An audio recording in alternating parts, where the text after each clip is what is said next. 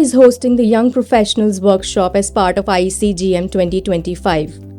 So ma'am, what makes it unique for young engineers and professionals in the electrotechnical fields?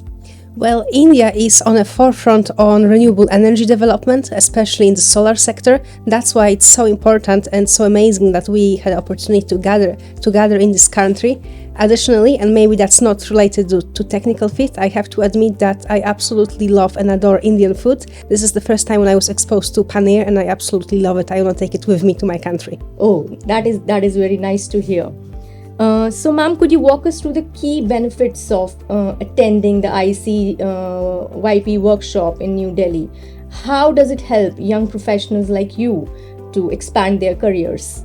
Well, firstly, this is the great opportunity to understand how the standards are developed and understand all the mechanical and processes behind them. Additionally, this is opportunity to network not only with the peers with the same field, but also with the more experienced and senior professionals, both in technical committees, in your technical committees, as well as in national committees. So it's a great opportunity to network and meet the new people.